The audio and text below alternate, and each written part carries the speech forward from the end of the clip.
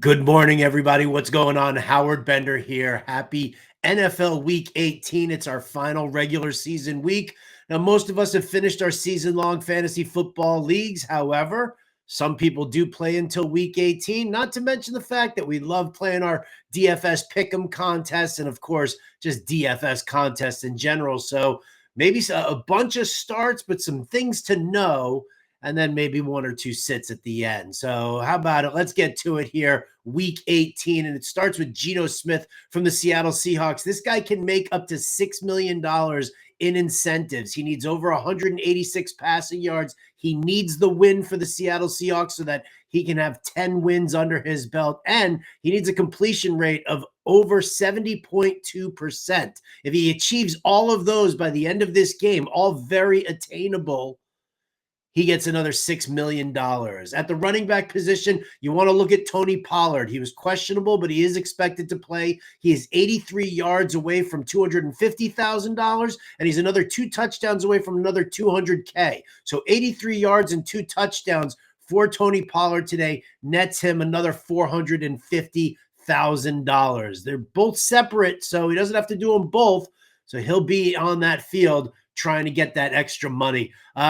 J.K. Dobbins, another running back here. With the Steelers' loss, the Chargers can now move up in seeding to the 5 seed with a win today. J.K. Dobbins is 53 rushing yards away from another $150,000, so get him in there. Some starting running backs that you might not expect to do well, but guess what? The matchups and the starting roles. You've got Carson Steele in Kansas City going up against Denver. You got Michael Carter from Arizona. He's going up against San Francisco. And you've got Will Shipley. He needs to be cleared via concussion protocol, so check the inactives and the injury reports leading into game time. But Will Shipley could be the Eagles' starting running back going up against the New York Giants. At the wide receiver position, we all know Mike Evans is 5 catches and 85 yards away from another $3 million?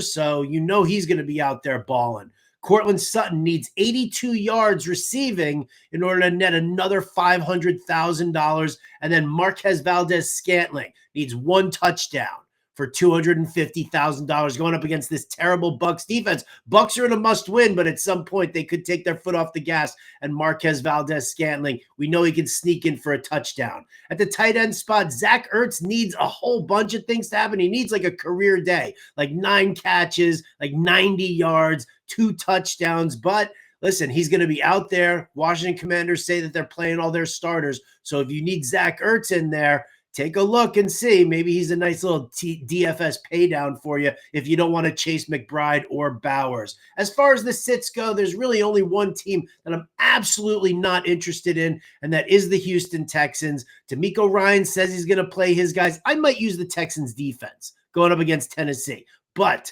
I am not using Joe Mixon or CJ Stroud or Nico Collins because I don't think that they're going to be lasting too long in this game. Texans can't move up at all. You're going to want to put them on the bench.